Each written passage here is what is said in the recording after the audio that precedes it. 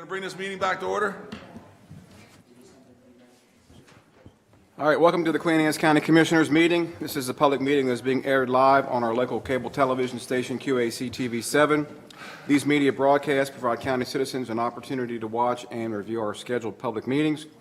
In addition to our live audience this evening, we are providing remote options for citizens to watch and participate in county commissioner meetings.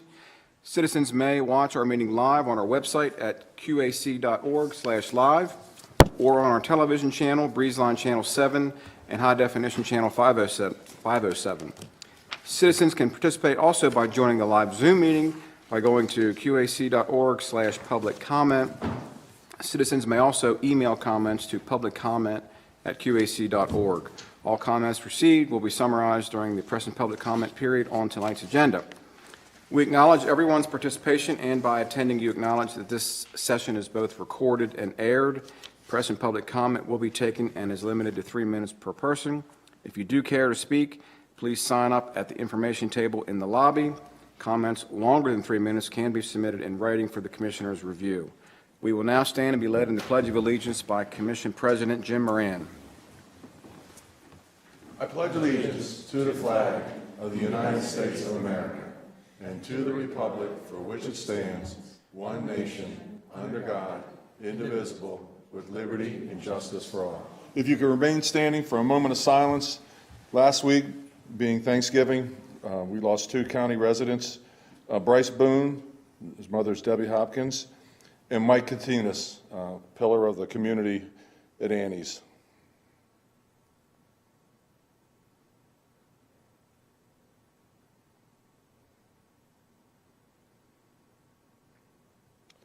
Thank you very much.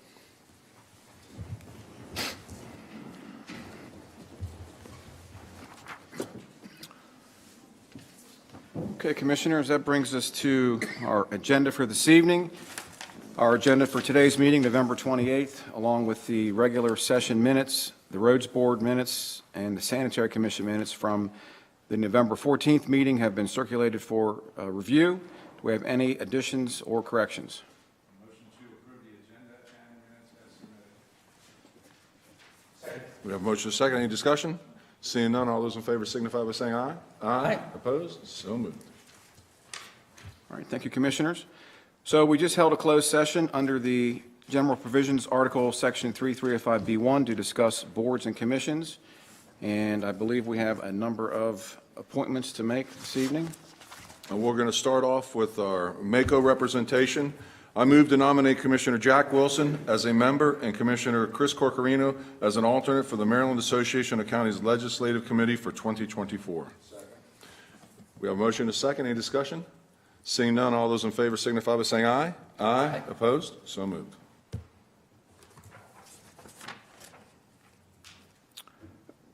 Okay, next we have the President of the County Commissioners and Vice President for the County Commissioners. Motion to nominate Jim Moran as president and Corino as vice president. Patrick. Second. Continue to retain Patrick Thompson as our county attorney. Second.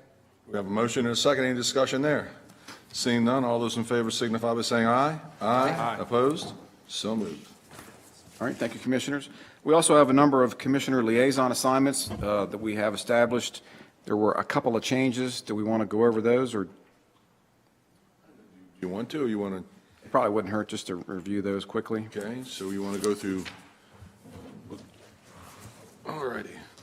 Boards and commissions, the Baltimore Metropolitan Council. I am the representative, and Phil is the alternate. Baltimore Regional Transportation Board is, again, I am the representative, and Phil is the alternate. Board of Health is the whole set of commissioners. Council of Governments, it's Commissioner Wilson, alternate is Patrick. MACO, we just heard who those were. Parks and Rec, I am the representative, and Commissioner McLaughlin is the alternate. That was a change. Roads Board, we all serve on Roads Board. We all serve on the Sanitary Commission. Social Services Board, Commissioner Wilson, and Patrick is the alternate. Upper Shore Regional Council, Jack is the voting member, Chris is the voting member, and Patrick is the alternate. Board of Commissions, which we can serve on the Alcohol and Drug Council. We don't have anybody on this. That's one that we missed.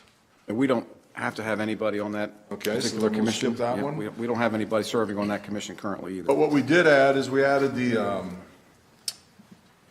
my God. Drug-Free Coalition. Drug-Free Coalition. The clean, no, I'm sorry.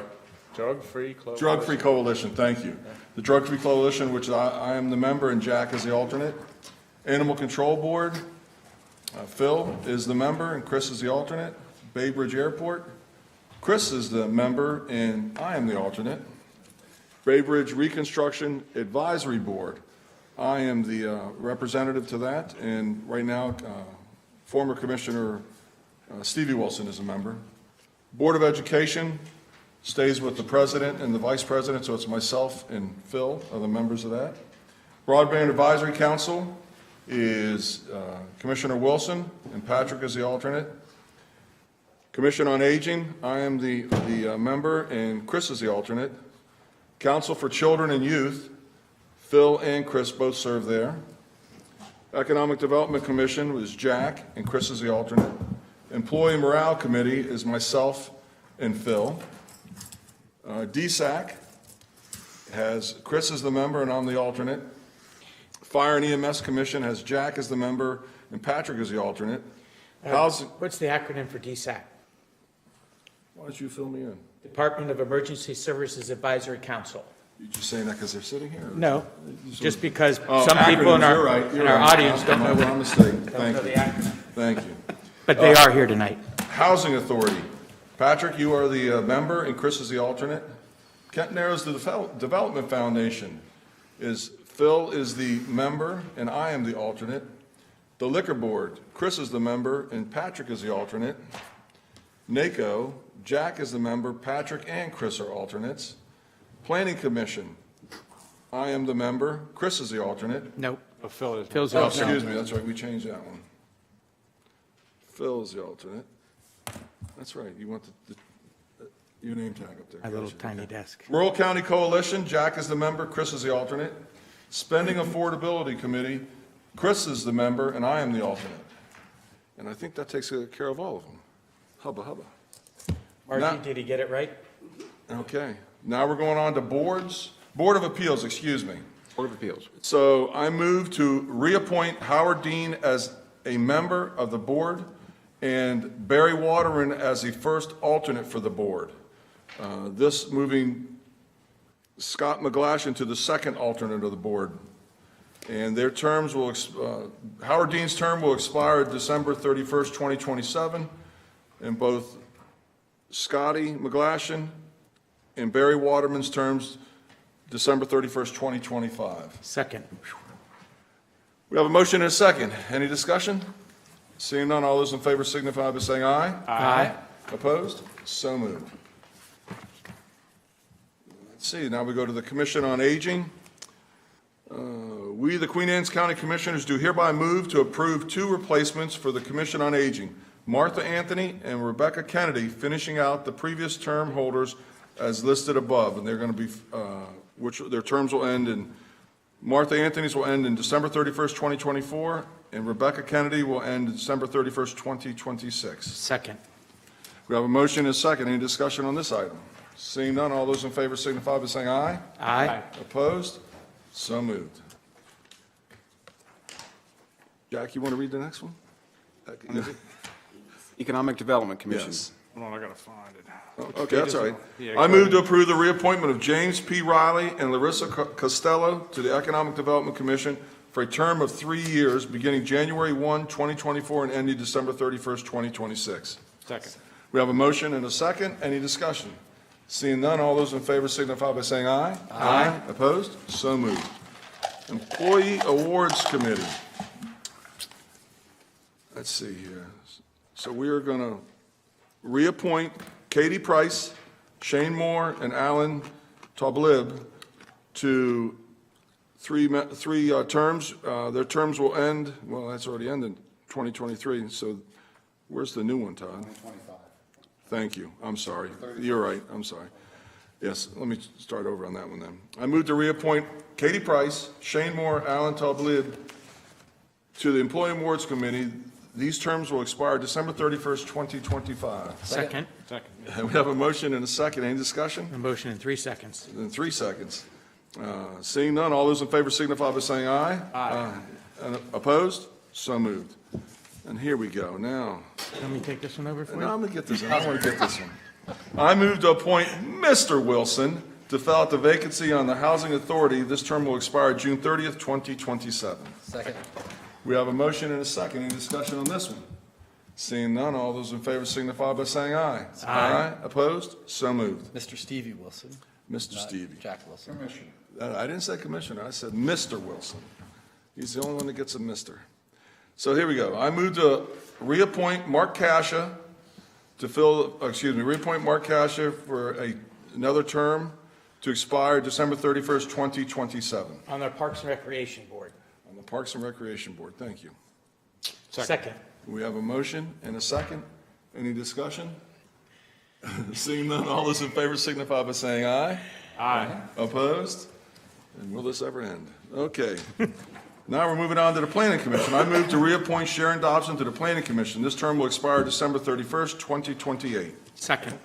We have a motion and a second. Any discussion? Seeing none, all those in favor signify by saying aye. Aye. Opposed? So moved. I move to reappoint Mike Snipes and Mike Bozak to the Plumbing HVAC Board. These terms will expire on December 31st, 2026. Second. I have a motion and a second. Any discussion? Seeing none, all those in favor signify by saying aye. Aye. Opposed? And that's the end of that pain and suffering. Do you need a Okay. break? Do you need a recess? Give him water. You want It's to okay. quick get him a water? No, I'm good. I was hoping Bruce was going to jump in there and save me, but So all those folks that applied for these boards and commissions, we appreciate your efforts and your interest in serving in your community. So kudos and hats off to all those folks that signed up, sent their letters of request to be considered, and thank you. very good. All right, thank you, Commissioners. That brings us, then, we can move into our presentations for this evening, and, Press and public comment. oh, excuse me. Got ahead of myself. Next, we have, Is this a hangover from tryptophan from Thanksgiving still? could be. Lord. We have press and public comment next. So let me get my little. So we appreciate all citizens for taking time to express views to the county commissioners. Comments are limited to 3 minutes per person. Comments longer than 3 minutes may be submitted in writing. This commission respects your desire and right to convey your message freely. When you come forward, please speak clearly at the standing microphone. State your name, your address, and your topic of interest. And in keeping with the dignity of the office, we ask that all views be expressed in a respectful and civil manner. Sam Stanton. Margie, you want to go check it in? Good evening, Commissioner. Sam Stanton, Granny Branch Road, Churchill. Now, I venture to guess most of you, or some of you might not be familiar with Granny Branch Road, so let me orient you.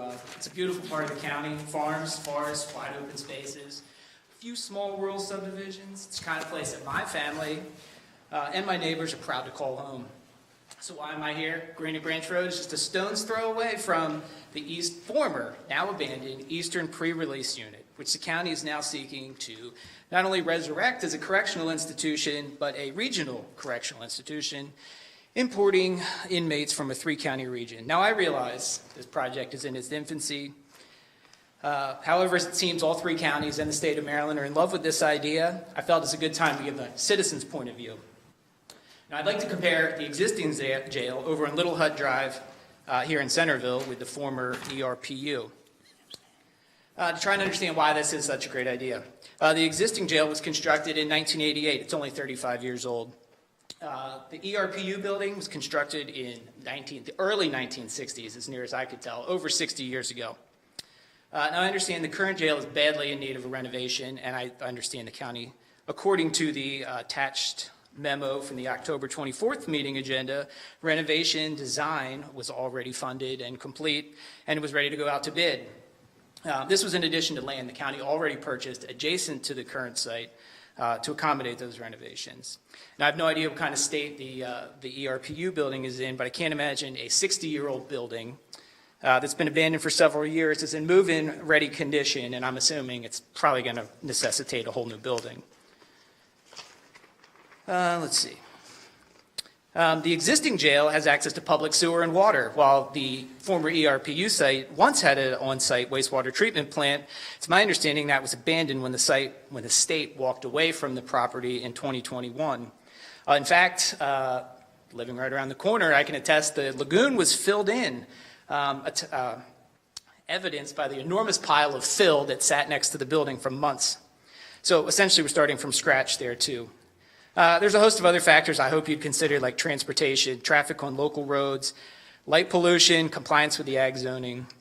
Lastly, when the site was built in the 60s, I understand there was a dozen farms there within like a mile of the site. Maybe it made sense back then. Today, the area is drastically different. 5 subdivisions, over 150 residences within a mile of the site. And ultimately, that's my biggest concern on myself and the other homeowners in the area on our property values. Now, I don't profess to be a real estate professional, but I can't imagine, or I find it hard to believe, that having a correctional institution in your backyard is going to have a positive effect on your home or your property's value. So these residents and myself, we've chosen to make an investment. I'm on my last line. Right, yeah. Yep. These residents have chosen to make an investment in Queen Anne's County, arguably the most important investment in most people's lives. Please don't make them regret that decision, and I urge you to consider that while you're moving forward. Thank you for your time. Thank you. Thank you. That's all I had who signed up. Would anybody else like to speak at this time? Okay, we'll close press and public Oh, comment. you got one. Oh, okay. Please, your name and your address. Susan Payne, 201 Quail Run Drive, Centreville, Maryland. And I have a great concern. I live on the Corsica River. And from what I read in the paper this past week about it going, the wastewater treatment, you were looking to put from 42,000 gallons into the Corsica to 1 million gallons. It is very disturbing to think that when he was mentioning about property values, what it might do to that. But more than that, people use that river. People come to the wharf, to the ramp area, and they use it to fish, to crab, and to recreate with their boats. Putting that type of thing into the water, I just can't imagine it helping it or keeping it clean. What do you know about putting 1 million gallons of treatment water into a river? That's why we have the shore rivers, to try to get it work for the bay, save the bay. Here we go. Why can't it go in a line out to the wastewater treatment plant on 305? I mean, it's there. They're spraying it onto the ground. Why not continue to give an extension if it's at full capacity? It just seems like it could have a much better effect if it were redirected to an area that would not affect so many people on the water and so many, not just the value of the property, but so many people that come there to enjoy it. That's all I have to say, but I certainly hope you will reconsider, because whoever made this suggestion obviously doesn't live on the water, or perhaps doesn't enjoy the things that people have come to spend their money on in this area and to enjoy. Thank you. Thank you. Would anybody else like to speak? Now we'll close press and public comment. So now we can move into presentations. So if you want to turn to tab number 6 in your books, and we have it up on the screen here, we have the Director of the Department of Emergency Services for their update, Director Scott Haas and his team. So come on up, gentlemen.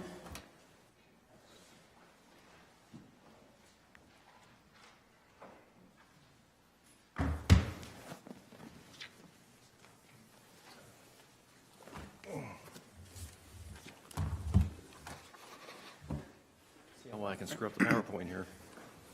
So good evening, Commissioners. Evening.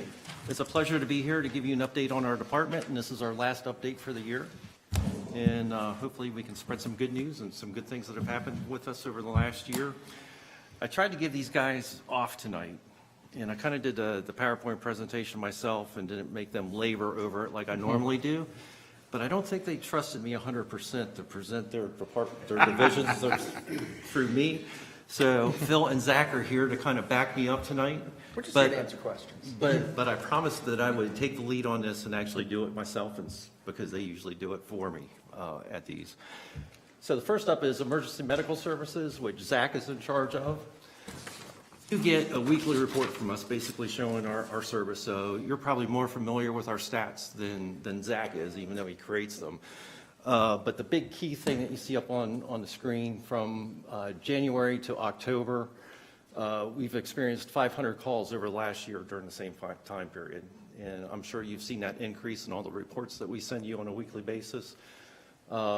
And he is doing an excellent job keeping up with the call volume and what's hitting the street and keeping our units in service. But we do have some periods that we're very short on units throughout the county just because of the call volume that we have. So staffing is a huge issue with Department of Emergency Services. And we created this PowerPoint last week, and it has already changed, unfortunately. So at the bottom there, you see that we're currently fully staffed in the EMS division. That changed this week. So we are down 2 providers since we did this PowerPoint presentation. One of them, which is good news, is we promoted into a training coordinator position, and he accepted the position today, which vacated a paramedic position in the field, but gives us an excellent trainer. Absolutely. That we're going to have in the department that we can utilize globally, and it's going to save us a lot of money long-term and hopefully educate our providers to the next level.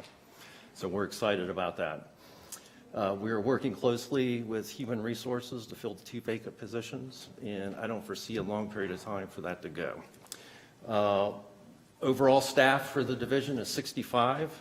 There's 16 members assigned to each shift, and we have 4 shifts that we operate. This is also a change, but we still had 3 people in the training cycle when we created the PowerPoint about a week ago. Since then, 2 of them have been cleared, and one is on the verge of getting cleared, so we will have nobody in the training mode, which means everybody is on a working unit, and there's nobody in the training period for the division, which it's been over 2 years since we've actually experienced that. So that's a very good sign for us. The other thing that I want to point out with our staffing levels is Zach has been able to up our 6th unit, and it's basically on 24/7 now. So we have an additional unit on the street, which is a good thing. So Zach made this tomato chart for another presentation that we did. And he actually did it for one reason, but I think the core reason he created this chart was to prove that the majority of our staff wasn't born when I started with the Department of Emergency Services. So, but the main thing that we're looking at with this chart is our average experience that are in the field right now is currently 5 years, and we like to see that number a little bit higher because a paramedic basically becomes in their prime at the 5-year mark. So we like to see that number a little more around the 7 to 8 year mark. Makes us more in a comfortable zone. It basically means that we've got a very young and new department, and we're growing. The other interesting statistic with this chart that Zach did is an older segment is becoming part of the EMS world, and so which means that there's an older population retraining themselves to find a new career, which is kind of interesting, and we're slowly starting to see that transition in our department on how we're hiring. And something bad just happened. Whoop. So, at one of the recent commissioner meetings, you presented a life-saving award, and I wanted to go in a little more detail on this life-saving award. But the picture up there was just our staff that was involved in the life-saving award. And it's kind of a split between Phil's staff, our dispatchers, and Zach's staff, our EMS clinicians. So that picture is the global picture of everybody that was involved in saving a life. A 20-something year old went into cardiac arrest, and this is the crew that actually saved that 20-something. What I wanted to go into a little bit tonight is the chain of survival. And the chain of survival was basically made for cardiac emergencies. but you can take the chain of survival and apply it to almost every type of emergency. So the first step in the chain of survival is early recognition. And until somebody identifies that they're having an emergency, it's not an emergency yet. So prime example, I'm having a heart attack, I feel indigestion, I play it off as indigestion, and I go for hours not calling for help or seeking help. So the longer that period goes, the worse the emergency gets. The next step is the actual activation of 911, which is Phil's area of expertise and his crew's responsibility. And the good news is our dispatchers, when you call 911, our dispatch crew is trained to, one, give you instructions over the phone on how to mitigate the issue until help shows up. The second thing is, which is a very common thing, is they start asking a lot of questions. And people get very impatient as they're asking questions. But the hidden secret in the room is there is a person dispatching a call and there's a person taking the call. So don't get frustrated with a person getting your information and giving you instructions on the phone, because there's somebody sitting right beside them getting the units rolling on the street. So in the cardiac emergency, if we get to the point where it actually goes into cardiac arrest, the next step in the chain of survival is early CPR. So we spend a lot of time teaching CPR classes to general public, schools, all the county departments.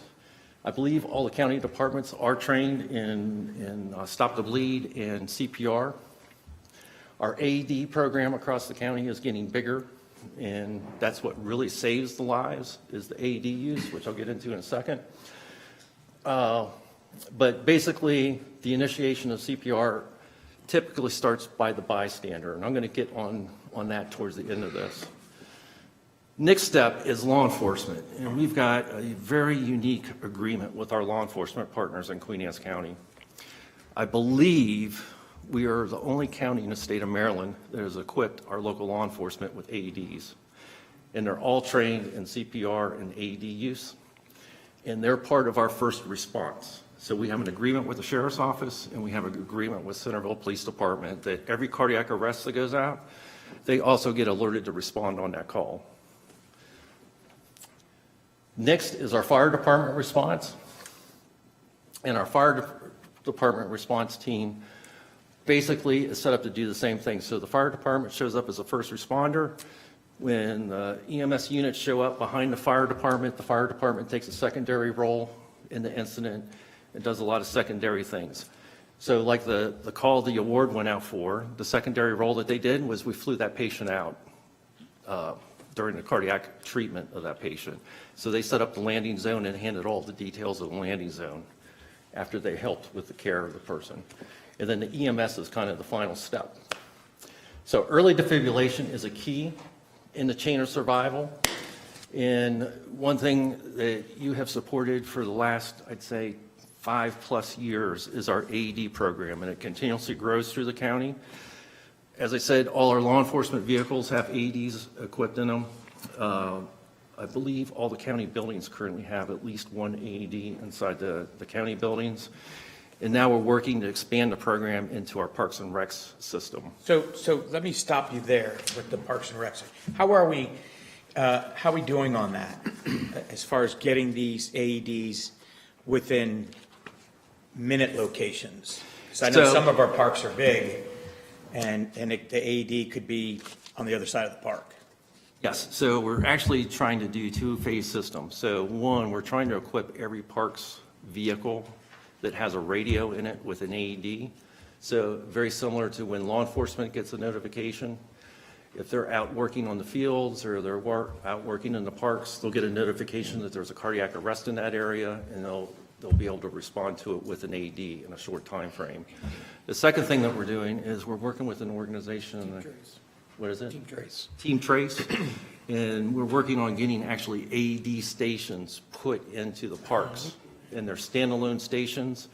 They're very nice. They're capable of calling 911. They're capable of keeping the AEDs charged. And the biggest thing that they do is they environmentally protect the AED, so it's not exposed to the weather. But we're in early stages of negotiating that with them. But I would say next year, this time, we should have several of these located in several of our parks. Thank you. And then the last part, which is really Zach's crew's responsibility, is the advanced resuscitation by the EMS providers in the street. And basically, our role as the first responder, we can do everything in the field, basically the same thing that the ER can do within the first 30 to 40 minutes of the cardiac arrest. We have the exact same capabilities. And then the continued treatment after we get them to the hospital. So the other things that we've done in the EMS division are kind of globally in our department is we sponsored an electric vehicle fire class. It was a grant that we received. It was a federal grant that we received that actually allowed us to do 5 sessions. We trained all the volunteer fire departments in our department in electrical vehicle fires and how to mitigate those issues when they arise. I actually attended one of the classes, and I thought it was a very good session. They went from batteries to in a remote all the way up to the batteries in a vehicle and how to handle them. It was a very educational program that was basically a full-day class. And then the secondary thing, which I'm very proud of, Tim Phelan, if you're familiar with him, he is kind of, we consider him in the EMS world as the god of 12-lead ECGs. And you ask what 12-lead ECGs are, and that's our cardiac monitor, and that's what takes a look at your heart. We were one of the first counties in the state of Maryland to adopt 12-lead ECGs, and I think we were the first county in the state to equip all of our paramedic units with 12-lead ECG capability. It is now the gold standard across the state. And Tim Phelan was actually, we contracted him back in, I believe it was the year 2000, to come in and teach the first 12-lead class in the state of Maryland. So it was kind of memory lane bringing him back and doing an educational class for us. And we both had brown hair the first time he was here. So that kind of dates me a little bit. The next division that we're going to talk about is our communications division, which is Phil's division. They've been a little bit on the slow side. They've handled about 63,000 calls this year, which equates to about 196 calls per day or 8 calls per hour. Unfortunately, those 8 calls per hour are typically not spread out over the hour. What normally happens is we'll have an auto accident and we'll have 20 calls come in all at the same time. Because everybody, if you look down below, has a cell phone, and 85% of our call volume comes in off of a wireless phone. And the interesting thing, I think, and I keep dating myself in this presentation, but when I first started, it was probably 95% wired lines for 911. And almost every emergency that we handled back then, basically we would get one phone call for that auto accident because they had to go find a payphone to make the phone call. It's a little bit different now, and if you're ever standing in our 911 center when one of these calls come in, every phone lights up. One thing that's unique that doesn't happen anywhere else in the state of Maryland is we have kind of a ring around.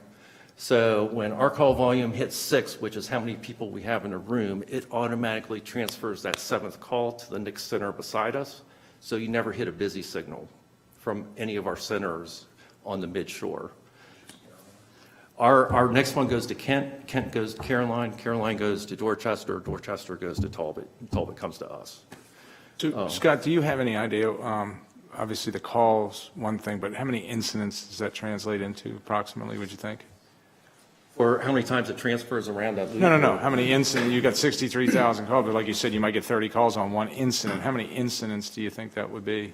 So on the fire and EMS side, we're creeping right around the 8,000 call volume for the year, right around that total. So is that like 8,000 separate incidents? Yes. Okay.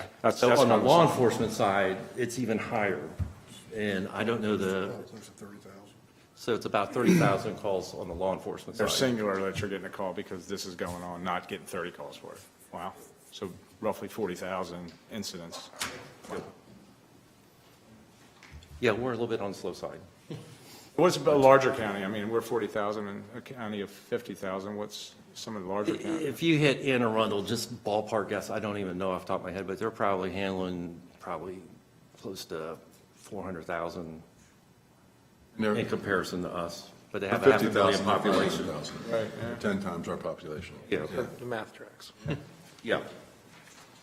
And we're definitely seeing the mass track as our population increases in the county. It's going up statistically the same as every other county. So Phil's staffing, he's very similar to Zach. Every time I do a presentation, we're fully staffed, and by the time I do the presentation, we're not. I think we're one short in the communications division right now. We're 3 short. 3 short total. One thing that we're working on is every shift right now has at least 1 trainee on it, and 1 shift has 2 trainees. So his tomato chart is a lot more green than Zach's tomato chart. But the good news is we've got an excellent training coordinator that's getting everybody up to speed, and the personnel in the room are doing an excellent job staying up with the impact of that. And again, Human Resources is doing a great job keeping us connected and getting our staffing levels where they're supposed to be. I think Beverly has stopped answering the phone every time she sees my caller ID, but they're doing a fantastic job for us. And I think she's sitting back there somewhere. Yes. She's hiding from me. She's probably giving me the evil eye right now. She just gave you the big eyebrow thing. Yeah. It was up. We love our HR department. Fire Marshal's office. One thing that we've done a poor job at is basically educating you and kind of the general public exactly what our Fire Marshal's office does. So one of my goals for this upcoming year is kind of fixing that problem. So you're going to hear more about this in future presentations, but I just wanted to kind of skim through a couple things. Their primary responsibility is to conduct plan reviews, and there's several types of plan reviews that they do. We do a lot of testing and inspections is another component that they do, and probably the biggest thing that we do is fire safety inspections. And we also handle basically all of like fire-related complaints that come through the county, go through the Fire Marshal's office. So some of the larger projects that we're working on right now are listed up on the screen. The one that I kind of want to highlight right now and give them kind of an attaboy for is the Graysonville Fire Station is almost ready to break ground, which is good news. They're long overdue for a new firehouse. They're in the process of replacing their firehouse. So congratulations to them on the progress that they've done on it. And we've assisted them a little bit with a sprinkler issue that they were having, but we're very excited to see them break ground on that. And I hit the wrong button again. So recently completed projects, those are kind of the bigger ones that we've recently completed, but there's 2 that I kind of want to point out. One is the YMCA. I kind of consider the YMCA the gem of the county, and if anybody hasn't had the opportunity to take a tour of the YMCA, I strongly recommend that they do so. It's close to my heart because when I was a child, my father was a director of our local YMCA, so I've seen a lot of YMCAs in my life, and that's the nicest YMCA I have ever walked into. So if you haven't seen it or don't have a membership, I highly encourage you to take a look at it. The other thing that's close to my heart is the toy chest. We need more toy stores, in my opinion, so I highly recommend anybody going out and checking out the toy store in Queenstown. I think we found an applicant for the Planning and Zoning Board. Director, where's the indoor baseball in Queenstown? So that is kind of, By Bakers? yeah, it's by Bakers, kind of on the edge of Bakers. It's hidden a little bit. If you don't know it's there, you'll drive right past it.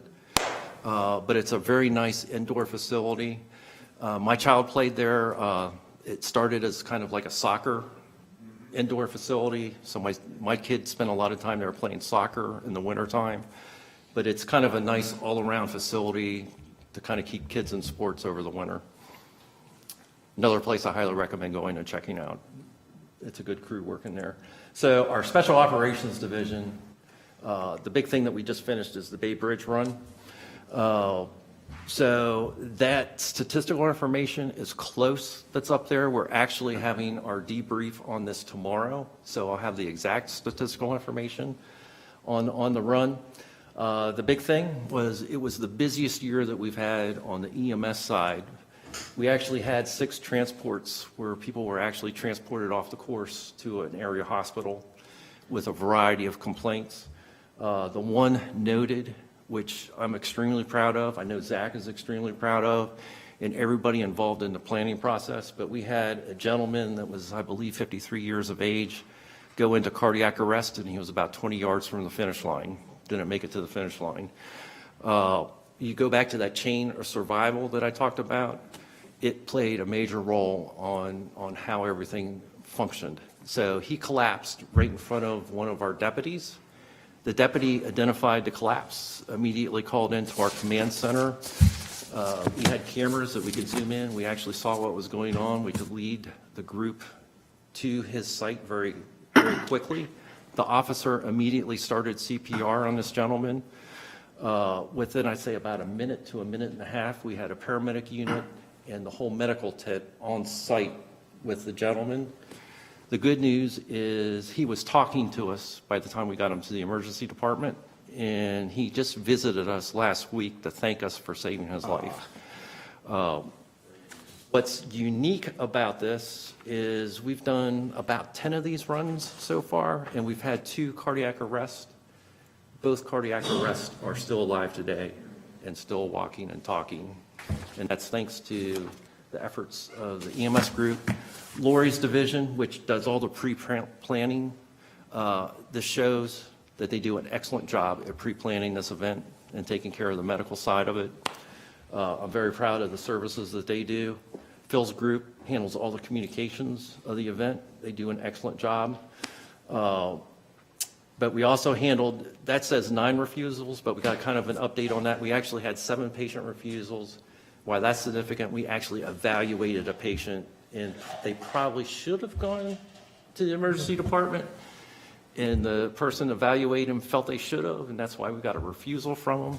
So we probably should have had more than 6 transports, and then we probably equated into 13 assists provided, which they didn't get to the level that we would do a patient refusal on. So we had over 20 people that we took care of throughout the event, and everybody made it home safely, which we're happy to announce.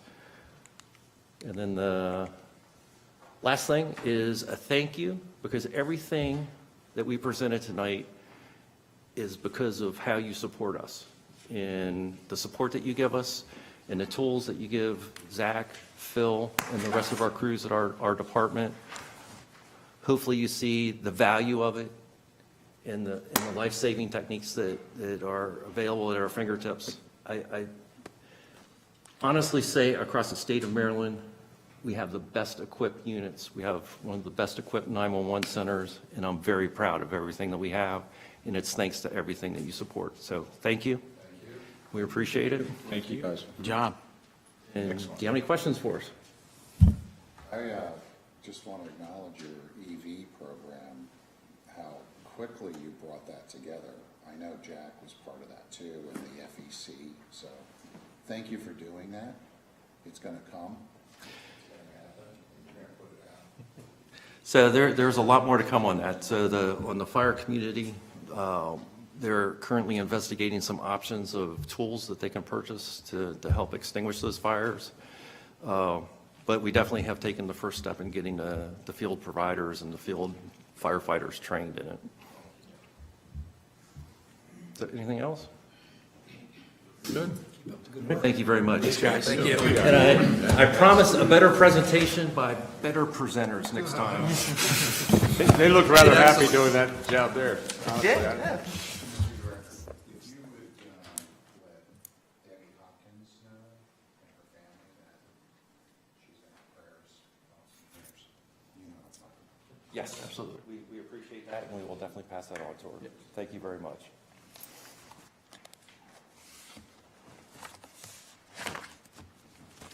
All right, thank you, gentlemen. Great presentation this evening. All right, Commissioners, we're just a few minutes behind schedule, but next we have We can move to legislation. If you want to turn to tab number 7. We have, next we have a public hearing on the comprehensive water and sewer plan. This is a follow-up public hearing to the informational meeting that we had 2 weeks ago. So Mr. Thompson, I believe, is here. Looking for Alan Quimby? Okay, looking for Director Quimby. So come on up, gentlemen, and you may proceed with the public hearing. Ready? Yes, sir.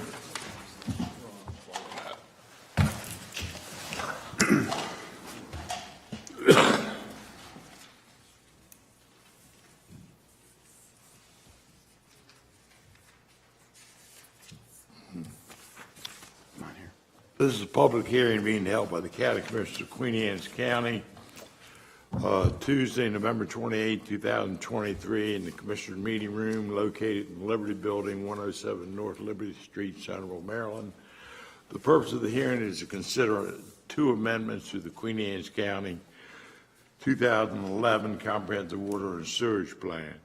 In addition to this hearing, an informational presentation was held on Tuesday, November 14th, 2023.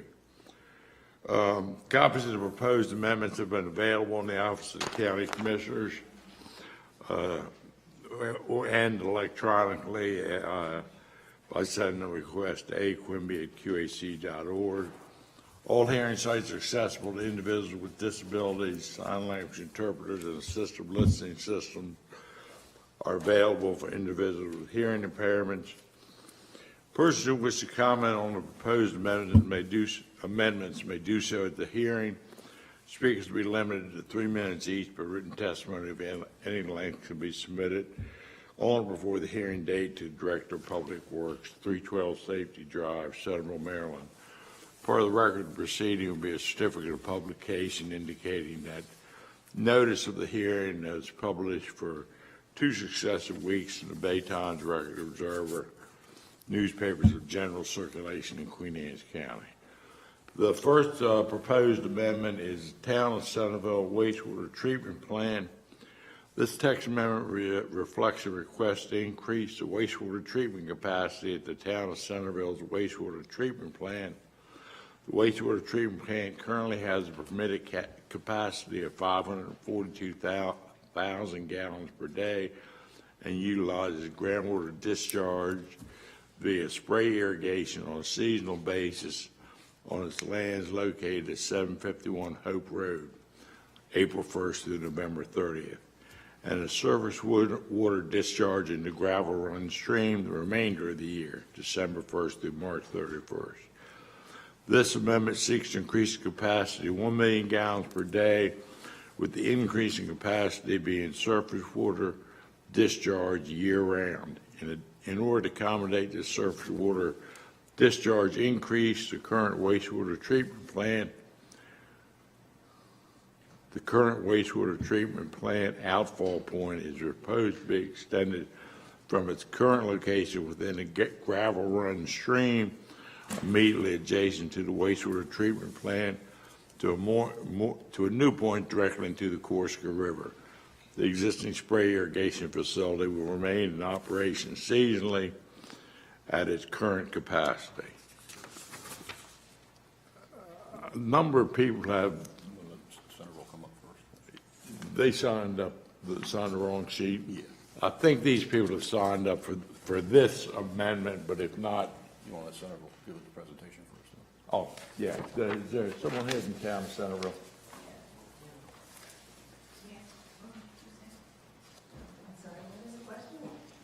Is there someone here from the Town of Centreville? Yeah. Right there. We'll let them speak first.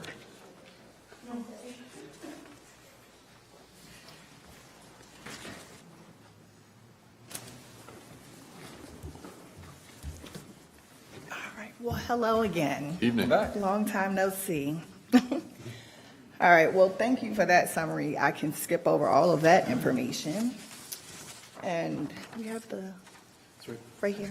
Okay. Just click the, am I clicking? Do we have instructions for the clicker?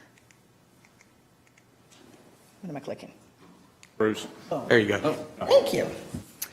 All right, so again, thank you all. Thank you for the summary. We'll jump right into the presentation. Our goal here is to discuss the increase of our wastewater treatment plant and to discuss stream discharge. So we'll go a little bit back and talk about the upgrade approach, and then we'll come back into some of the science and all the discussion that we have had here today. So our goal here is a phased approach where we will take into consideration all the engineering, the comprehensive plans, the growth between town and county to bring that together, obviously, before we move forward. So secondary to that is going to be funding. So currently, which we'll get into that a little later in a little more detail, we have secured some federal and some state funding. We are also continuing to look for grants at the state and federal level, as well as we have some phased earmarked funding from the federal level over the course of 5 years. We also will talk about the engineering, which is the enhanced nutrient removal, or ENR, as well as filtering through a membrane technology, and then talk about other discharge technologies, which we'll deal with that later. So here's a quick high-level overview of the timeline. The rough order of magnitude would be 4 years before we went into completion, and that's obviously provided everything goes smoothly. That takes in, this does not take into consideration, conditions, decisions, environmental factors. So this is a very rough schedule. We are currently somewhere in between the C, D, and E areas. So the comp plan, which we are here to discuss today, the farm or stream discharge option, and then we have already engaged MDE in some of our discussions so we can know what options are available currently to us. So partnerships and alignment are going to fall in alignment with the county growth plan, as well as how the wastewater treatment plant will work in concert with that growth, as well as for the town of Centerville's growth. So just to name a few, the 304, 301 interchange, some of the infill development, the business park development, mixed commercial use options. The Department of Health has sent out notification on failing septic towards the end of town, and there's been mention of a sanitary enclave. How the wastewater treatment plant will help in those growth options, obviously, is through an upgrade. And then we can also offer a denial of service line extension as well through the upgrade. So some of the variables that I think we've mentioned, so from a planning and design perspective, we talked about the membrane option. That is something that we've done pretty extensive research on and are pretty confident that that is the best option for us to utilize right now. I do know there are some neighboring municipalities that are using membrane technology, and it's been proven to be pretty, optimal. We definitely have degrading software. We need to upgrade our software as well. We are piecemealing together our current software, and some of it is actually unsupported at this time. So that is definitely going to be a part of our upgrade. Size and capacity. To maintain size and capacity from a future perspective, we can, take some of our allocation fees to help start to fund future expansion so that we don't have to keep pulling and looking for money here and looking for money there to be able to sustain our plant, once it's upgraded and forward. We obviously want to, as I stated, support the town and county growth and planning efforts, and by upgrading the plant, it would do that for both the town and the county. So the discharge options, which is probably the biggest topic here. Right now, the reason that we are looking into the stream discharge option is because we have spent years on trying to secure a second farm, to cover the additional discharge of 4.458 MGD. We haven't been very unsuccessful in locating another farm. We've talked to countless owners, and it's just not feasible.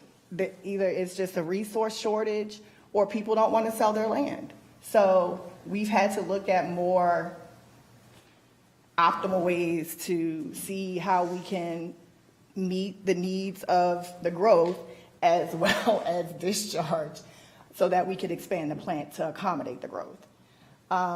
So 12 million is up there, but we have gotten quotes for $22 million for a farm. So just putting it out there, but 12 million is probably more like our budget for a farm. And then to get to the furthest farm that we had the $22 million offer on, it would cost us $1 million per mile to reach that furthest farm that was proposed. And so that brings us to the direct enhanced stream discharge option. This is on the table, and yes, there's still a lot of research to be done. It is, quite frankly, the most viable and most cost-effective at this time, and it would extend past the Watson Road Bridge, as discussed. So I'm going to pass it over to my buddy here. Okay. Thank you, Janelle. You're welcome. Yeah, they brought me up here to talk about the funding for this project. Most of the funding we have secured so far are grants, and our goal is to not have much in the way of loans. At the present time, almost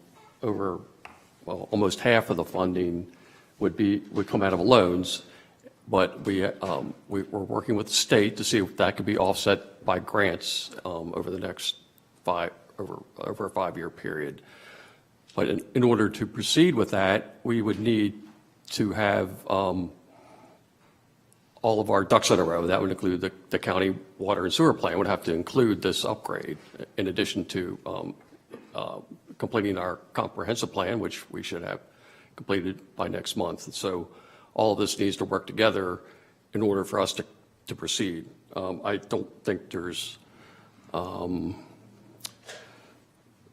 really the stomach to have a $15 million loan for the town to complete this plant. We're still paying off loans from the previous plant that we built 20 years ago. And I don't think the citizens of our town really want to do that. So really, we're just asking for this amendment at the present time so we can proceed with lobbying the state to get additional funding. Thank you. So I'm going to pass it to David Nixon. He will get into more of the infrastructure, layout, and plans for how we'll treat the water and how the effluent will be disposed of. Thank you, Janelle. No problem. I'm David Nixon. I'm a professional engineer licensed in 6 states, and I design water treatment systems, both water and wastewater systems. I work for Whitman Reckart and Associates. We're a consulting engineering firm. We've been cleaning water in Maryland for more than 100 years, and we take that very seriously. One of the reasons for the expansion is that the existing treatment plant is nearing its capacity. And treatment plants get more challenging as they reach their capacities. It's like driving a car faster and faster. More skilled people can do it, but any small upset can have a devastating outcome. So there's a real need for that. And certainly during the high flow periods, wet weather periods, that's a very challenging period just to keep the water going through the treatment plant and bring it back to a stable condition after the wet weather flows. Additionally, the existing solids handling and disposal operations is very outdated, very labor intensive, and would be upgraded as well to allow the solids to be disposed of with the land application to get the nutrient value out of the biosolids. So this is the current configuration. Obviously, water comes out of the aquifer, of the wells, goes through the water treatment plants, goes through the households, businesses, and then goes to the existing wastewater treatment plant, which is biological nutrient removal, which refers to the nitrogen and phosphorus levels in the effluent, the treated effluent. And again, that gets discharged to the stream part of the year, and it gets pumped over to a holding lagoon, so they can be sprayed onto a spray field the rest of the year. And what we're proposing, the water part of it all stays the same, but we're proposing to upgrade the treatment, so the water quality would be better. It is going to meet the enhanced nutrient removal, which means significantly lower nitrogen and phosphorus levels would be attained with the new treatment process, and it needs to be expanded so that it can handle even the existing wastewater flows that you have, along with any future growth that you want to have, would require an expansion in the treatment process. And so we're proposing the extended stream discharge to go year-round with the higher quality water, as well as continuing to use the spray irrigation field, and the higher quality water would also be going to the spray irrigation fields. So that also gets a benefit to the groundwater system and what does make it back into the Corsica and into the Chesapeake Bay. So a little summary, and again, it's extensive. I mean, these are big numbers that we're talking about. These are very large, expensive, complex systems that we design and get operated to clean the water. And there's a multi-step process. It's mechanical, it's chemical, it's biological treatment. We're using UV, disinfection. So we're taking out the solids, we're treating the dissolved contaminants in the wastewater, and then we're disinfecting that treated wastewater, and that's what gets discharged. And then again, the solids that get removed from the treatment process, both the inorganic as well as some of the biological material that's grown in the treatment process, all gets removed. It's going to be stabilized to meet a Class B, can be land applied, then dewatered, and again, land application, I already said that. So this, if you haven't seen the wastewater treatment plant, it's a little hard to see driving by. You need to take a trip over there, but if you look on Google Earth, you will see the couple of parcels that the wastewater treatment plant resides on. And currently, the gravel run runs along the upper side of the wastewater treatment plant, and the existing stream discharge is pointed out by the yellow arrow. And we're proposing to move that out, which would be consistent with the MDE document that was developed in 2000 and approved by the EPA, where they studied the health of the Corsica River and the capacity for it to receive the treated effluent. And it suggests that if the outfall is extended out past the Watson Road Bridge, and we take the nitrogen and phosphorus and bacteria levels down to levels that we can do with the ENR system, that's an acceptable way to dispose of the treated wastewater.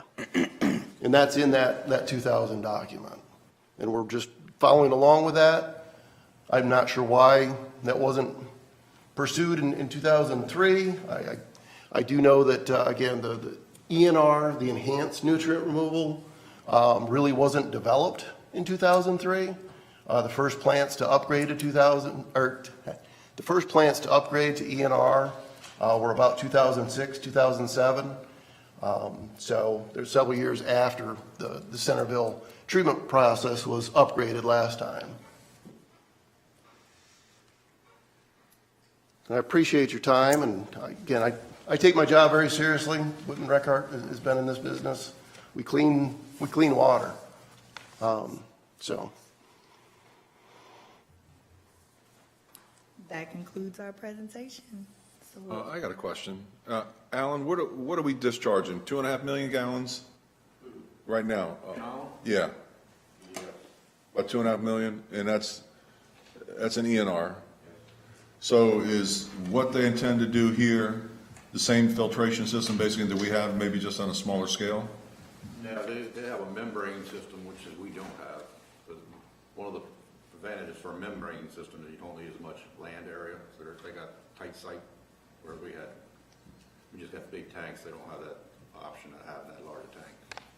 So they'll actually have a filter, which is the membrane, which we do not have. So at the end of the day, is the water quality coming from their plant the same as coming from our plant? Same thing? Okay, thank you. Yes. Now, that was going to be my question, the comparison between the effluent that we discharge and what their system will. Correct, yeah. I mean, enhanced nutrient removal limits are generally the highest quality water effluent. And how you get there, I mean, there's several ways that we've designed different systems to meet the ENR requirements. So Alan, how does that affect the countywide TMDL with upgrading this? So it's per plant, right? So they don't do it cumulative for the outfalls for one county? The MDE TMDL document is for Corsica River, and Centreville is the only point source, the only wastewater treatment plant that discharges into the Corsica River.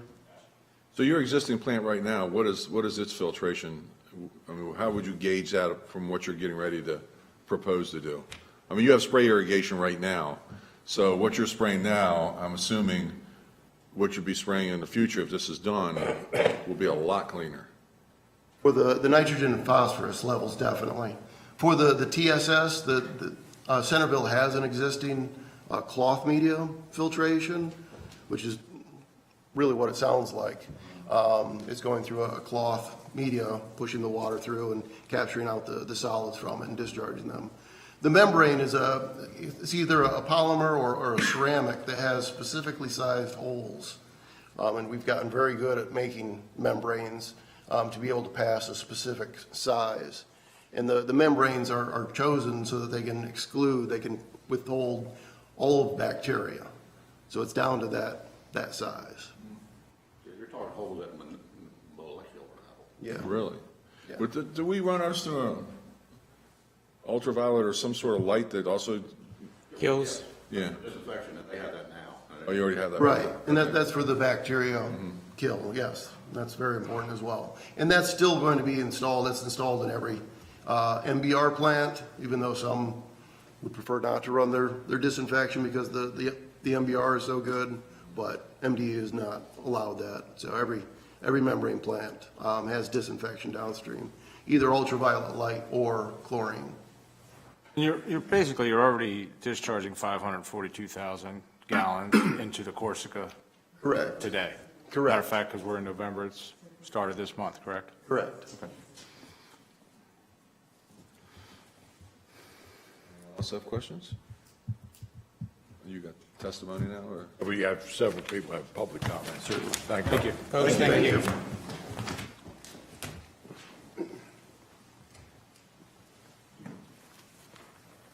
All right, people I have signed up to speak are Kurt Radowski.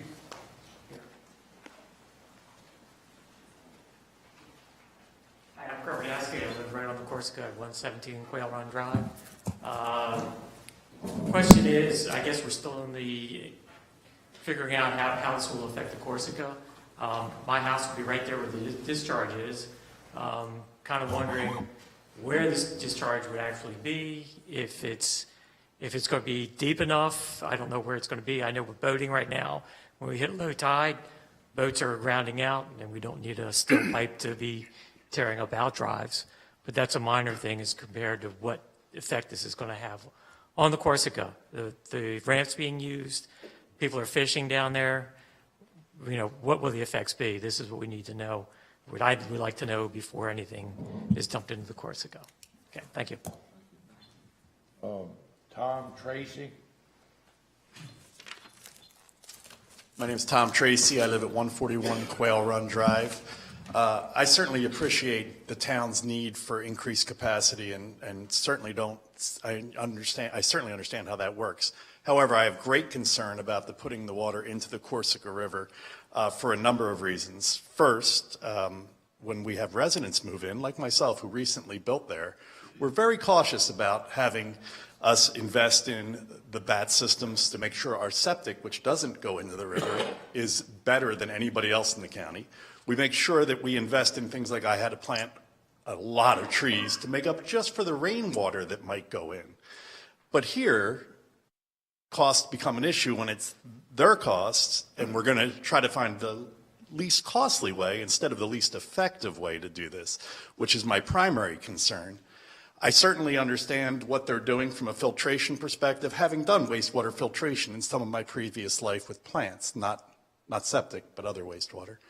And if they are so sure it can be safe, I would recommend a gray water program where you could irrigate the county's properties with it, if it is so safe that you could do that instead of putting it into the river, or look at other options. I certainly appreciate that the investment would be great in a farm, but that cost should be borne by the people who benefit from the new capacity, not by taking it out in the environment. That's all I had to say. Mary and Mike King.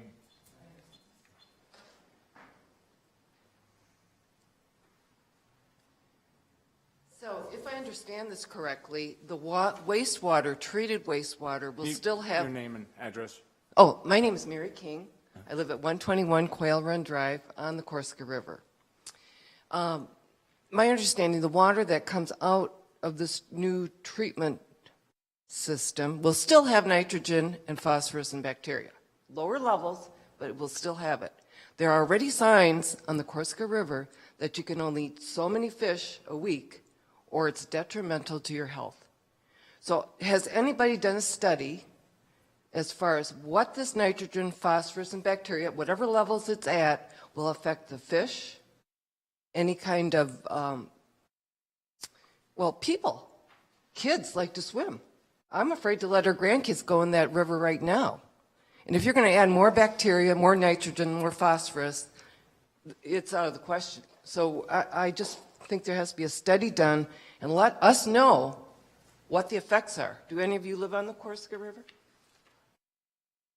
Anybody? Okay. So I think we ought to have a say in what goes into that river. We're living there. We have kids that want to go in the river, people that want to fish. Some people live off those fish. They fish there, they take them home and eat them. And right now there's a limit to what you can eat. What's it going to be after this happens? That's my comment. Well, that's all I have signed up. Is there anybody else? Yes, ma'am. I just want to say, I'm Barbara Sharkey, and I live on 405 Quail Run Drive. You may not live on the river, but I'm sure you've all played on the river at some point or another. When the first wastewater treatment plant was redone years ago, the river was terrible. And the fact that we were spraying the effluent on the farm fields instead of putting it directly into the river during the summer months was looked at by everyone as the leading edge thing to do. We were brought up as a good way to do it. I think if we change it so that we are, there's still half of the wastewater treatment plant that goes out will stay on the fields, as I understand it. It's just the new stuff. The new stuff and the new technology does not take out the plastics, particle plastics that we're finding out are in all the water now, and also any drugs that somebody may put down their toilet or pharmaceuticals, that stays in the water. It doesn't come out with this new process. Just this year, for the first time, Shore Rivers does testing on all of the rivers and the creeks and everything in the estuary, and they do it in the town wharf and the different places on the Corsica. This year, for the first time, we actually had swimmable water at the wharf area. That is amazing. I mean, I'm not sure I'd want to swim in it, but that was the testing that it was safe enough. I would hate to see us go back and have all this stuff going directly into the river to the point where it's no longer a jewel in our county. over the past years, how many more people are using it? They have a playground down there. People are there, they're fishing. We have fishing derbies down there. It's just a wonderful place to be. Let's keep it that way. That's all I have to say. Any other public comment with the question with respect to the town of Centreville's amendment request? All right, the second proposed amendment is for Northwest Chester Water Main Extension. This map amendment adds 2 properties to those properties which are already upgraded via Amendment 11-18. This will upgrade the water service area map designations from W3 to W2 for tax map 57, parcels 143 and 356, located at the intersection of Main Street and Shopping Center Road, to allow those properties to connect to water when they so desire. No one signed up, I believe. Is there any public comment with respect to this amendment? All right, we'll close all the public comment. Pat, can you tell us or Alan, what is the process for this permit for the town of Centreville? How does this work? I mean, some of these questions are some good questions, and I'd like to see what DNR says and you know, MDE, excuse me, with reference to water quality and what this is going to do and not do. Well, you have the proposal in front of you, but you're under no time constraints as to when you act on it, if that's what you're asking, if you need to take additional time. But the next step is us acting on it, and I guess, and then where does it go? For instance, if we were to vote on this in 2 weeks, what's the next step in the process? Well, Alan, you may be better than me, but if I understand, MDE has to approve. They'll have considerable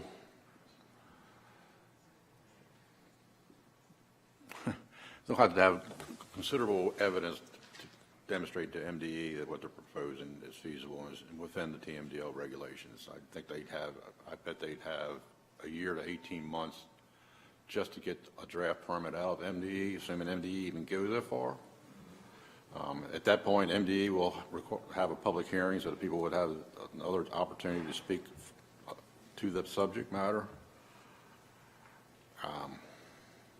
Can MDE tell them that they have to reduce the amount that they're requesting on the Pretty much permit? what they want, yes. Yeah, so they can come back and say, no, you can't do $1 million, you can do 750,000 or whatever, correct? Right. Okay. If they can demonstrate that the Corsica can assimilate the extra, they can reduce them.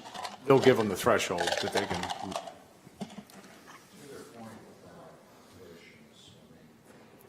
It's a much more enclosed lagoon, so to speak, than opposed to where you're taking the pipes out into the bay. Yeah, I'd be surprised, I mean, this is just me talking, I have no idea, but I'd be surprised they didn't require the outfall to go at least past that point at the end of the subdivision these folks live at, because there's maybe 3 to 5 foot of water until you get to that point on a good day. So I just don't, and they're going to require a diffuser, so you just can't, I don't see you diffusing 500,000 gallons a day in 3 to 5 foot of water. Yeah, that seems like a lot of flow in that little area. Is there any reason why we have to go first? I mean, I guess, to me, because there's a lot of questions that I have, and you know. MDE has required you have this prior to their. Yeah, MD, I mean, they'll talk to you, but they won't take you serious until you're amended into county sewer and water plan. But you're, like Patrick says, you actually are under a time constraint. If you don't make a decision within 60 days, it's automatically denied. But you can certainly ask for additional clarification from the applicants. You don't have to open the record or keep the record open for just 2 weeks. You can keep it open for 8 weeks and try to get more information. But where our plan is written, due to issues we had long before, after 60 days, it's automatically denied. So you are in that time constraint. But they can always reapply. I forgot that. Yeah. Getting back to that tight area, what would be the extra cost to go farther out as opposed to the 3 to 5 foot water that we're looking at now? How deep does it get out there? Well, it depends how deep you want to get. You don't have to go quite a distance to get more than 8 foot. You'll have to go past Gray Fox Farm probably to get anything more than 8, but I'm just not. Yes. Oh, yeah. Well, I mean, but you used a metric of $1 million a mile, which is as good a number as any. Yeah, you would have to drill it. I would assume they're going to have to Directional drill. bore. Direction. Or, yeah. That's an issue too. I mean, you can't drill through slop, and that's what the Corsica is on that first reach. It's just slough. It's just, you got to have some resistance for you to be able to drill in. So there's a lot of questions. Okay. I've been down there many times. I know exactly what it's like. Any other questions? Yeah. We're going to keep it open. Plant a farm. Yeah, well, that doesn't help them in the wintertime. I know, Yeah. but still. Well, the thing about the wintertime is that there's no or very little biological activity in the river. So that's why they kind of. Not the heat is the, Yeah, and to the point about the fish advisories are due to chemical PCBs and stuff. That's not a TN. Not to say the TN won't impact the river, which it will. That's the whole point of removing nitrogen, because you get an algae bloom, the algae dies, the algae decomposes, then it takes the oxygen out of the water. That's the issue. But and microplastics, that's an issue, and pharmaceuticals are an issue. We don't remove either of those either. So microplastics, nothing's going to, I mean, that's there now, so. And one of the, yeah, the whole PFAS monster. So I mean, there's a lot of questions, I think. absolutely, yeah. Thank you, appreciate it. We're done. We're done, thank you. We're going to keep the record open. We're going to keep the record Record's open. open, yeah. I got to give you a definite time, how many? Well, there was two amendment requests, one for the Northwest Oh, we Creek can, extension, and then we can the take care of that Center. one, yeah. I So- mean, we'll take care of that one in 2 weeks. Sure. Yeah, keep the record Take it open 2 over weeks. right now if you want. But it doesn't make any difference, one or the other. Excuse me? Makes no difference. I would typically leave them open 2 weeks, so let's just do it. Yeah, Minimum. This case might be a little longer, but yeah. yeah. So we'll do that. And we did get two, I think you all got two other testimony via email. Yes. On this. Yep. Thank you. Thank you, Mr. Quimby. Mr. Thompson? Thank you. All right, Commissioners, we can move into the action items for this evening. We have 5 in total, so if you want to turn over to tab number 3, we can run through these.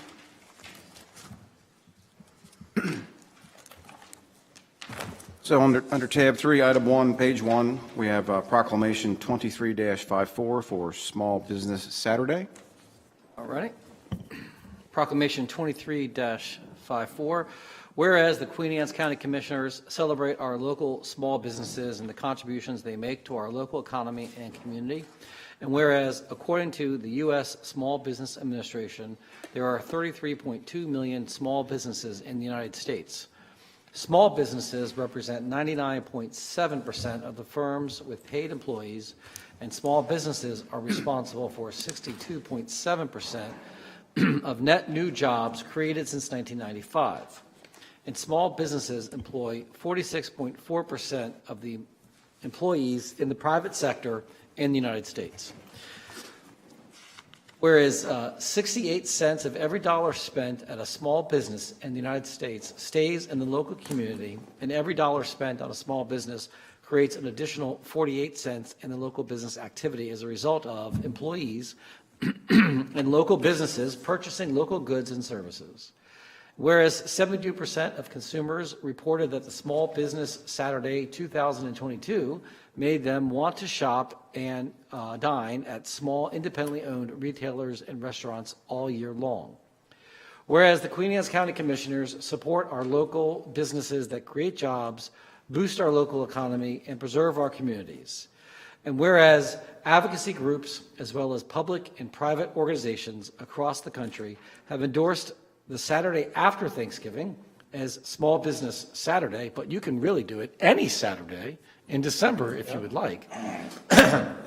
Now, therefore, Queen Anne's County Commissioners do hereby proclaim November 25th, 2023, and every day in December as Small Business Saturday, and urge the residents of our community and our communities across the country to support small businesses at merchants on Small Business Saturday and to shop throughout the year. Hear, hear.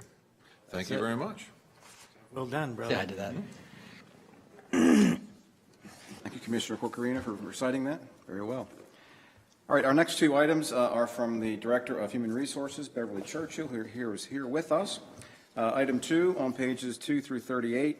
Beverly and the Communication and Morale Committee has been working on several additional revised policies for consideration of approval, including our Educational Assistance Policy, the Employee Recognition Policy, Environmental Responsibility Program, the Hazard Communication Program, and the Inclement Weather Emergency Closing, Influenza Outbreaks Policy, and the Retirement and Disability Policy. So could I get a motion on those? I move to approve the revised standard operating policies to be effective January 1, 2024. Second. We have a motion and a second. Any discussion? Seeing none, all those in favor signify by saying aye. Aye. Aye. Opposed? Abstained? So moved. All right, thank you, Commissioners. Item number 3 on pages 39 through 41. This is the County Deferred Compensation Bylaw Revision and Planned Administration Retention. So if you recall, back in 2020, we transitioned from 3 457 deferred compensation vendors to 1, which is Voya Financial. The deferred compensation plan is a voluntary benefit available to all full-time county employees to enhance their retirement income. As a result of this transition, the county established a 457 governance committee. They have approved their bylaws, and they have recently updated those approved bylaws, and the committee now is asking for these bylaws to be reviewed and approved by the Board of Commissioners, and that the Voya Financial also be retained for an additional 3 years as our county 457B plan administrator. I move to approve the county's 457B bylaws as revised, and also move to retain Voya Financial as the deferred compensation plan administrator for an additional 3 years. Second. We have a motion and a second. Any discussion on this topic? Seeing none, all those in favor signify by saying aye. Aye. Opposed? So moved. Thank you very much, Commissioners. All right, item number 4 is the from Megan Delgadio. This is the for the broadband long driveway program, and this is a request to provide an additional $250,000 from the ARPA funds for the broadband project funding to be added to that budget. We had some funds that were provided through this source earlier, also $250,000, and that has been exhausted. We are applying for a new grant, which is due mid-December, and that's for $1 million for the long driveway extension program, which will enhance this particular budget, and that will also provide us a better opportunity to get that $1 million for our long driveway program, which will provide for broadband services within our community. So the state program allows for up to $8,000 per home, and we are offering to pay for up to $13,500 per resident. I move that we approve the request to provide $250,000 of funds to continue implementation of the Queen Anne's County Long Driveway Program in anticipation of receiving a $1 million state grant to support the expansion of broadband in Queen Anne's County. Second. We have a motion and a second. Any discussion on this item? Seeing none, We got to get it across the finish line. I'm telling you, We're that this is- close. We got to keep going. that's literally the last mile, so. Yes. All right, all those in favor signify by saying aye. Aye. Opposed? So moved. All right, thank you, Commissioners. And our last action item for this evening is a letter from the Board of Education. This is for their capital project funding letter of support. They are asking from the Commissioners to submit to the Interagency Commission on School Construction stating the FY25 capital project goals and the funding commitments for those projects. 2 of the projects have already received local funding, and 2 were included in our adopted 5-year capital plan. And they include the 2 that were funded previously, include the Queen Anne's County High School roof replacement at $4.5 million. That was funded back in fiscal '23. The Kennard Elementary fire alarm replacement was funded in FY '24. Actually, that was funded at $142,000. They're seeking $171,000 for that. Then we have the Centreville Middle School for planning and design, $2.159 million, which is proposed for FY '25, and the Queen Anne's County High School fire alarm replacement at $560,995, also proposed for FY '25. So I'll make the motion. I move to execute the Board of Education capital project funding letter of support for FY 2025 capital project funding. Second. You have a motion and a second. Yeah, so I guess the net on this, because it can be confusing, the net's truly, on this budget, 25 is really 2.7 roughly, correct? What you mean, What the money we gotta spend? Yeah, I just don't want the public, when they look at us, think we're approving 9 million here. We're really only approving 2.7 because That's correct. the other stuff has already been approved and sent on its way, so. That's right. Any other discussion? I'll just mention that we had a short tour today at the Centreville Middle School today. A couple of the commissioners were there today, so and we have some Board of Education representatives here if you have any other questions for them. They were nice enough to come here this evening and be here for the final Yeah, they action cleaned item up for too, this look at evening. that. Yeah, they sure I haven't said, did. who are those in the back there? That's right. So, but, no, I mean, this is the beginning of something that they've been asking for, and, you know, with the tour today, Centreville Middle School, this is the first step in the process to moving towards either a remodel or a brand-new building. So, we're, you know, the studies are going to be out, and I know which way I'm going to go, but we'll wait till that time comes around. But I appreciate everything you guys are doing, you know, so that being said, all those in favor signify by saying aye. Aye. Opposed? Abstained? So moved. 5-0. Here we go. All right, thank you, Commissioners. That is all of our action items. Thank you all for coming this evening. We can move into press and public comments, part 2. Anybody else wants to? Anybody wants to speak? I think we're good on that front. We'll jump over that one. All right. Any emailed comments? Nothing digital. Okay. All right. All righty. Table. See, we'll go start number 4 first. Nothing. Number 3. Just a couple quick things.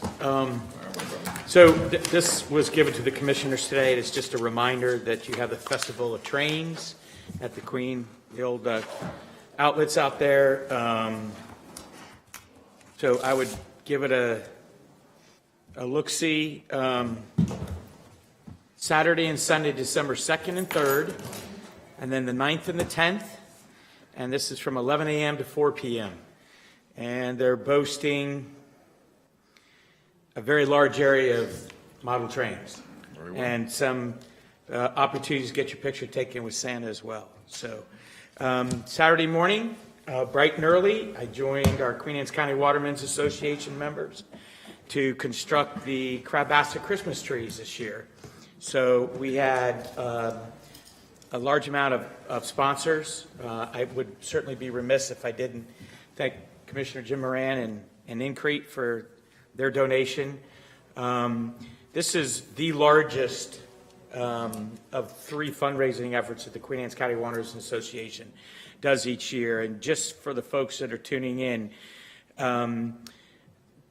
they take the proceeds from their fundraisers, which include the crab feasts and things like that, and these trees, to purchase shell and spat to reharvest our oyster population in the bay.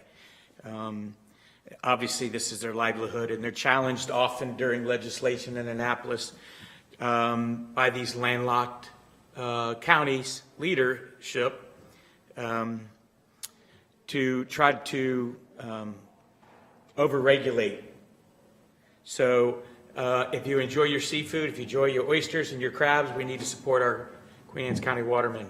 So next Saturday, starting at 2 o'clock, they're going to have some vendor tents set up. And then I believe at 6 o'clock, Santa's going to come and they're going to light the basket trees. So if you don't have any plans for next Saturday, starting at 2 o'clock, this Saturday coming up. get down to the Kent Narrows. It's right there at the Fisherman's Crab Deck parking lot, and enjoying the festivities. And that's all I have. Patrick?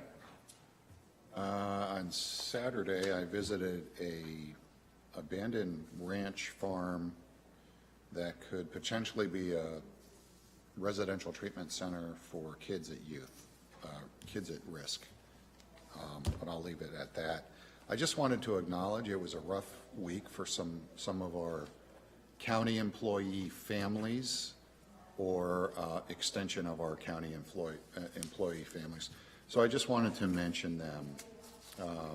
Lorenzo Thomas DePietro, who's the father of Teresa Steinheis, passed. We lift up the Katinas family in our thoughts and prayers. Debbie Hopkins family, and Nicole Heffer's mom passed. So just wanted to share that. Well, Phil got touched on the Waterman's thing, I guess. That's a little segue for Annapolis and policy, and I guess I'll light that fire right now. I mean, so the conventional wisdom is our farmers and our watermen had pretty much a honeymoon last session with a new governor, new legislators there, getting their feet wet, figuring out which direction they wanted to, I guess, push their legacy out to. One of the things I think is going to be a topic of conversation, and the only reason I say it is it was on Fox 45 this morning, so it's kind of like being on Facebook. Something's going to happen with it.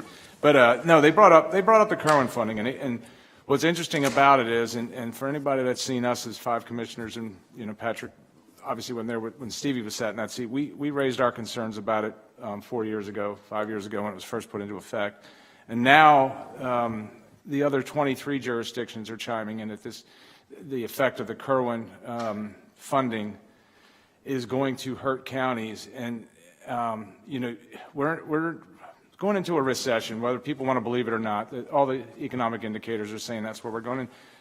The one way that you can fix the Kerwin funding is to increase taxes, but you couldn't increase taxes at a worse time than when you're getting ready to go into a recession. So I don't think that's going to be the answer. I think the leaders in Annapolis are going to really have to lead on this one and figure out how to balance both changing the direction of education, but being able to fund it responsibly and be fair to the taxpayers and those that have invested their livelihood and their lives to live in Maryland and respect what we have here as a state. So I'm looking forward to hopefully some very conscientious decisions in Annapolis this year, and I hope that some of the things that have been said about the honeymoon's over and it's going to get crazy in Annapolis, I hope it's all just blather. I hope there's no real meat on that bone, so to speak, because, again, like I said, the economy's going to get tight, and I think this is the time where we as leaders here in Queen Anne's County, we're going to look to try to relieve it where we can for our citizens, as we have 2 years ago we were able to do it. So hopefully we can be leaders not only here locally but statewide in that effort. But it's going to be a bumpy ride, and we'll see how we come out in March. I was encouraged to see that County Executive Ball sent a letter to the governor. It is, and actually that was supported by all 24. Yeah. So he's got to be hearing it from everybody. And Mako put that letter together. It's a 4-page letter, and that's what was on Fox 45 this morning, was that letter. Really? And you're right, County Executive Ball from Howard County did sign that letter, but it came from all 24 jurisdictions in the state of Maryland. So it was not, again, like I said, it's every county is weighing in, and we all have our different struggles financially with how we're going to pay for this, because it is a 10-year program, and it's going to be challenging for some. So. And on top of that, it says nothing about outcomes, or very little about outcomes. Money's not the answer. Correct. Outcomes is. Just ask any private school. Good. Yes, sir.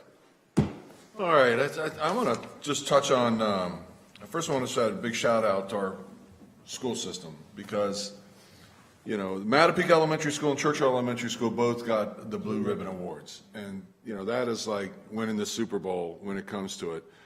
In the state of Maryland, I want to say there's been 16 schools, no, I'm sorry, 7 schools in the last, elementary schools, and I think in the last 3 years that have won Blue Ribbon, and 4 of them came from Queen Anne's County. We have 7 elementary schools, and 4 of them have won the Blue Ribbon in the last 3 to 4 years, which is, I mean, that just is unheard of. So, you know, congratulations to them and wish them the best. And if you guys remember, I think it was 3 years ago when, what's the one where we go to do our tax? Bayside? Bayside, thank you. When Bayside won it, I think we donated something like $5,000 to the whole school system, something maybe. So I'd like to see if we do the same thing for these 2 schools. Absolutely. You know, something for the kids that, you know, whatever. To reward them. Yeah, ask the principals what would work good for everybody and just, you know, recognize what they've done. Tomorrow I go and County Administrator Todd Mon and who's coming from planning? Rob Gunther. Rob Gunther's going to be coming. We're going to go to the Maryland Agricultural in Annapolis for a solar summit. And I'm concerned, I'm very concerned for our farmers, and some farmers probably are looking forward to solar, some farmers maybe not, but, you know, the rumors are they're pushing for an additional 10,000 acres from each Eastern Shore County to go solar, and that's just huge. I mean, we set aside 2,200 acres. We're more than halfway there now with that, and then they're saying they want another 10,000 on top of that. So we're going to go hear what they have to say and see what the fight's going to be. And then in December, we go to the commission in Baltimore, St. Paul Street, same thing, to hear what's going on there, because it's coming. It's just how or if at all we'll be able to fight this. So that's what we'll be doing tomorrow, laughing and joking in Annapolis. And then, but so, Todd, isn't, the Jones Farm is being built out now, right? They've permitted, correct? It's permitted. I don't think they've started any construction yet, but I'm not. But, yeah, so to your point, Jim, we're over halfway. Yeah. Well over, So so that's 600 acres. You're right. So, you know, I mean, it's going to be concerning, and what worries me is when you look at the agenda, there's nobody talking that's a farmer. There's nobody talking that's against it. It's all solar, it's all, you know, I mean, I understand the governor's put this as a major priority for himself, but I don't know if they really have thought out. You take away that much acreage on the Eastern Shore, which is already short in the chicken industry, for everything that gets grown here stays for the chicken industry, and now they've got to import more of that, increases the chicken. It just, the domino effect, we'll see.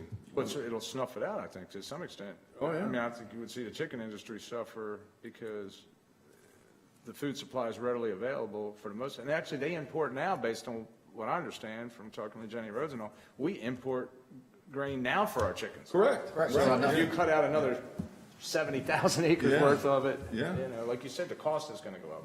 So And then the cost goes up, and then outside markets come in, and you now deflate a business right. that's here. And like I said, the richest soils on the Eastern Shore, I mean, the Eastern Seaboard, and we're going to put solar on it, and I don't know, we'll have to wait. Makes sense. Plus, we have almost 100,000 in restoration. So, actually, somebody is speaking tomorrow to tell us what to do with them after 25 years. So we'll find out. That should be fun. That It's should be a good one. interesting how they vote, and they don't even put it in their backyard. Well, that's what I'm saying, you know, when we set up the 2,200 acres. Voting for this, and PG, and Baltimore, and then they send it to us. Well, that's how we came up with ours 5 years ago. We set it up to where the renewable energy was, they wanted X amount of renewable energy, and we broke that down into how many acres of solar that would be, and then we divided that throughout the state. And we actually went above and beyond what the number was and said, okay, we'll make ours at 2,200. And everybody shares the same burden. And now they're saying, well, it's too expensive to do it on the Western Shore. There's too many hills. You got to cut trees down. So reforestation. Let's just go take the farmland. And that's the problem. So if, you know, but But part of me says, in business, if the farmer says, well, look, if I'm gonna make 4 times the amount of money and I don't have to get in a tractor, I'm gonna let you put solar up. So, it is about property rights, and it's gonna be an interesting conversation. But we're not exhausting, I've said this all along, we're not exhausting other areas. You look at Chesapeake College, I think they did a great job of showing us the way to create, not the stupid windmill, but where they took their parking lot and they put the overhead solar over the parking lot. It keeps the ground cooler underneath, it gives you covered parking, and if you look at the aggregate amount that you have there, we have our high school parking lot, we have several other areas that are underutilized. I don't disagree with you, but you could take all those and add them together. And I am just telling you, the amount of acreage, like you said, you're looking at 80, 90,000 acres. And you could put it on every house and every road, and you wouldn't come close to that. We need to exhaust that first. I don't disagree. You know what I'm saying? Before we start disagree. grabbing the acreage, Yeah. we should be exhausting those. Because to me, that's the low-hanging fruit. It's there. You've already got infrastructure there. With a farm, think about the amount of electrical infrastructure you got to run to that farm to put a substation in to be able to get it back to the transmission lines. I mean, there's a lot goes into that. And I'm sure it's all subsidized, so yikes. Every article I've read, in places that they're doing this across the country, the people are arguing that want it, that it doesn't do anything to the soil. But yet, it does. It kills the microorganisms. And once they take the solar out, it's not like you can go and plant soybeans. It really decimates the farmland underneath the panels. So that's just mentioning that to you. That might be one of the. Well, one of the things that we've been fighting for years is, this is a BMP. Solar's a BMP, it lasts 25 years. But they won't give us any credits against nitrogen and phosphorus reduction that is no longer being put down on the ground. So, I don't understand that. So, that's another thing we can fight for, and we need to fight for some sort of trade-off. Well, you got to be subsidized. We need to get compensation for the loss of the jobs, that solar, that doesn't pay anybody. It doesn't, it's generating no revenue. Put it up, that's it. Right, that's it. I mean, What about loss of food? Well, that goes without saying. I think that's the one that everybody should be worried about, but apparently that doesn't even come into conversation most times, so. I happened upon an article this weekend. I believe it's either Virginia Tech or VCU that is doing a 4-year study on exactly what I just said, on what are the real effects of what solar is doing to farmland, the unintended consequences. And they wouldn't be doing that if they didn't know that there was something happening. I think the condition of the soil after the solar array fields are removed is a big question mark, because you haven't had any situations where you've had, solar array fields there for any length of time, and then you've removed them, and then tested the soils to see if they can, be used again for growing crops. So there's a tremendous amount of unknowns simply because we haven't got there yet. Because they used to put solar in the desert where it made sense where the sun was. Now, that's not enough. There's plenty of land that was So who being cares what the used. desert? Yeah. Right. You weren't growing crops in the Well, desert. they use those reflectors, and if you drive from Vegas to LA, you can see those huge, and there's the reflectors, but those were killing the birds, because the birds would fly through there and they get cooked. Yeah. And it was killing them, so they had their Well, that's the other problems thing you too. get is you get that, what they call it, the ground warming there that affects weather patterns, they're saying now, based on how heat large they are. generation? Yeah. The windmills are killing the bald eagles. Well, I would say I read an article too about Ford, and Ford was all in when it came to electrical. They came out with, they want they're not gonna make any more gas-powered F-150s. The Lightning, Everything's, right? right, but they were gonna build in either Tennessee or Kentucky an $8 billion factory where they made batteries and everything, got a deal with China, the whole 9 yards. Ford has now put a pause on it, and the reasoning for the pause is because nobody's buying the electric vehicles. So they're ending up with an inventory that they can't move, and that's interesting. So. Well, it's a $100,000 inventory too. Yeah. Them F-150 That's Lightnings starting are at cheap. $100,000. Yeah, I was gonna say, that's a You big could buy a investment. house or a truck. I was just gonna say, Yeah, that's yeah, what it is. exactly. That's it. And how's it gonna be an equitable source when, the average middle income person can't afford to go drop $100,000 on a vehicle just so that they can be, environmentally conscious. And I'm not against being environmentally conscious, but sometimes we tip the scale way too far one way, and Well, the other thing is that you just mentioned, and you kind of breezed by it, is this is all imports. We're buying all this stuff from China. They're the ones that are making the money, taking away American jobs. And we got to figure out how to fight them after they catch on fire. I'm going to make a motion to adjourn after that. Second? Adios.